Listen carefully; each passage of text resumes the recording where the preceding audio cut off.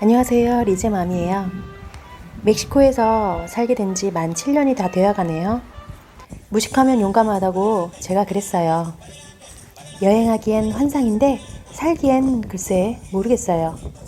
하지만 한국이나 세계 어디나 천국이 있을까? 아마 없겠죠. 결국엔 사람 사는 거 다 똑같잖아요. 재수 없으면 안전한 나라 살다가도 당하는 거고, 운이 좋으면 위험한 나라 살면서도 아무 일 없어요. 얼마 전 제게 아는 친한 동생이 물었어요. 언니, 친구가 멕시코에 함께 가서 교민 상대로 사업하고 살자는데 언니 생각은 어때요?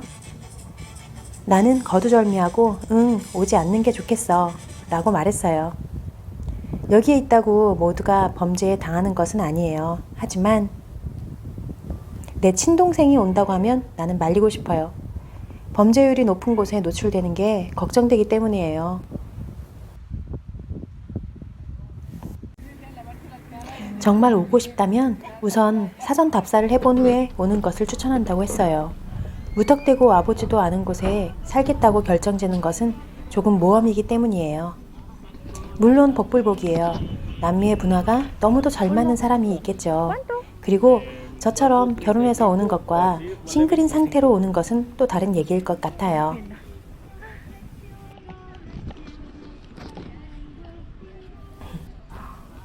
저희 남편은 이곳에서 자영업을 하고 있지만 그것도 한국이나 해외나 본인이 리스크를 감수해야 할 부분이에요. 어느 곳이라고 수입이 보장된 곳은 없잖아요.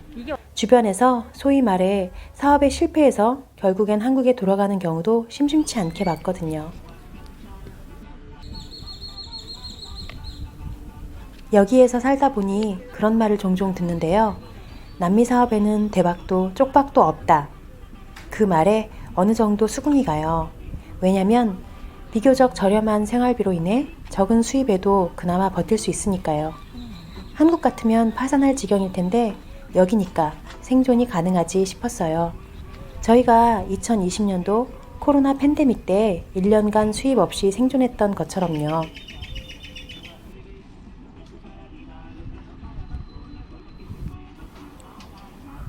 남미가 멕시코가 참 잘 맞아서 오래 살고 계시는 분들도 가끔 봅니다. 해외 거주 시에 개인마다 성향이 다르기에 어떤 이는 아시아가 맞고 어떤 이는 유럽이, 어떤 이에게는 남미권, 어떤 이에겐 미국이 맞을 수도 있잖아요.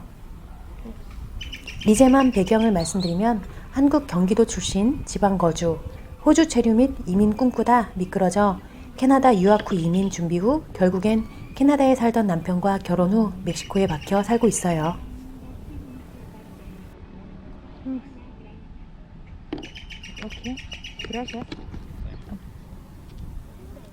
멕시코에 와서 처음에는 조금 상식선을 타파하는 것 같아서 놀랐어요.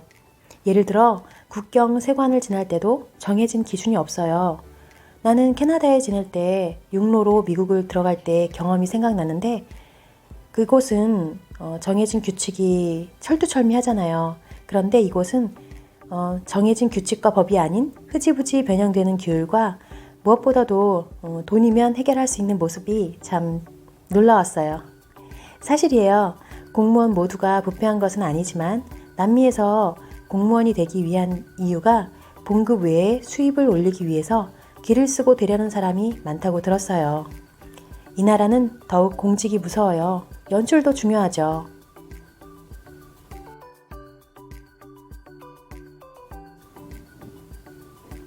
제가 도심이 아닌 나라 끝자락에 살아서 그런지는 몰라도 마치 한국의 과거를 보는 느낌을 많이 받아요.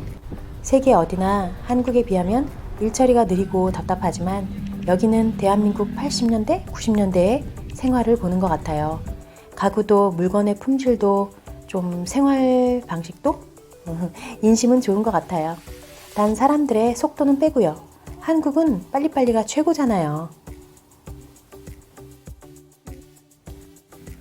사람들이 왜 이렇게 느리지? 하고 답답하고 열불 날 때가 한두 번이 아니었어요.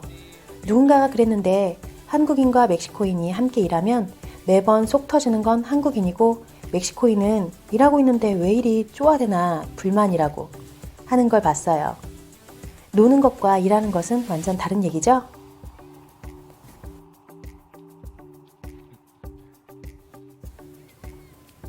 젊은 친구들이 멕시코에서 즐기고 함께 노는 영상은 자주 보셨을 거예요.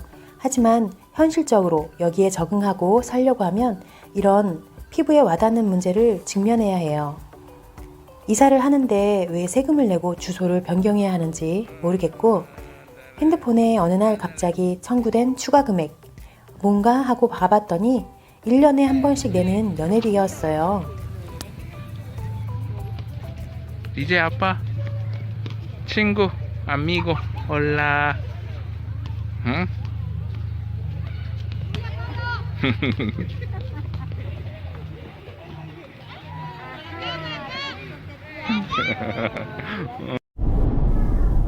음, 2, 3만 원 정도로 얼마 안 하는 돈이지만 왜 애초에 계약할 때는 설명해주지 않았는지 모르겠어요.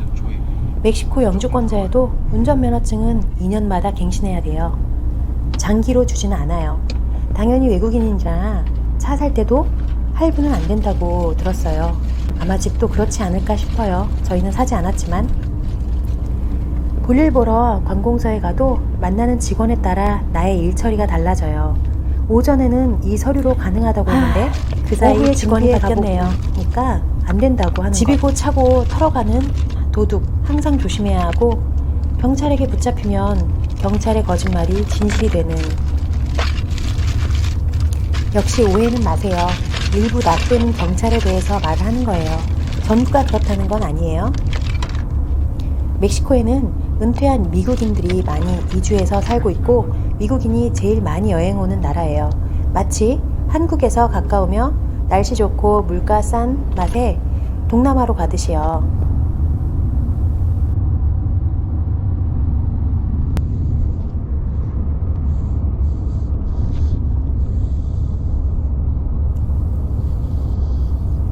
한국분도 돈 많이 있으면 편안하게 그리고 부촌에서 안전하게 지내며 은퇴 이민을 하실 수도 있겠어요. 제가 보는 관점은 순전히 아직 목표를 향해 달려가야 할 젊을 때의 일터로서 여기를 선택하기엔 쉽지 않은 모험을 해야 한다는 점이에요. 물론 한국의 젊은이들이 여기에 많이 진출해서 한국의 음식이든 무엇이든 많이 팔아서 한국이 알려지고 모두 성공했으면 좋겠다는 마음도 있어요. 실제로 똑똑한 사람들이 와서 식당을 차려서 잘하고 있다는 소식도 접한 적이 있고요.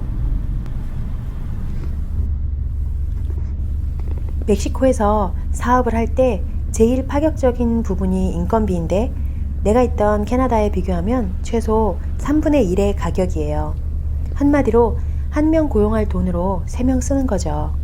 생활비도 아주 저렴한 것은 아니지만 한국인이 싸다고 많이 가는 동남아보다는 비싼 것 같아요.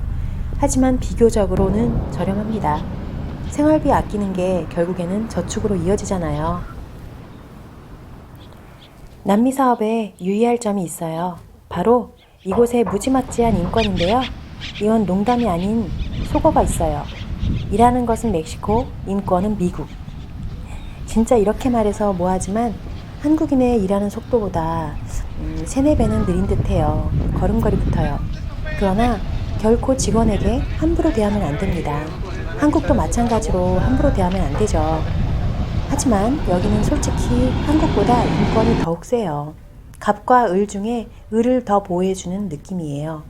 예를 들어 일을 너무 못해서 도저히 못 쓰겠어서 사람을 자를 때에는 다른 일을 구할 시간을 주지 않고 보낼 때 2-3달의 급여를 주며 보내야 하거든요. 전에 들은 이야기인데 어느 한국 여성분이 멕시코 일꾼에게 손가락질하며 화를 내고 혼을 냈나 봐요. 얼마나 일을 못했으면 그리 흥분하셨을까 제가 이해는 갑니다. 누구를 교육할 때 한 번 말해서 이해를 한 번에 하는 사람은 만나기 힘들거든요. 그 사모님 추방당했대요. 분명히 일을 못해서 일자리를 잘린 것일 텐데 그 사람에게 대하는 태도가 갑질이면 여기는 얄짤 없어요. 세계 어디나 그렇지만 하여튼 무조건 자국민 우선이에요. 이방인 주제에 함부로 자국민 기분 상하게 하면 절대 안 됩니다. 뜨거워.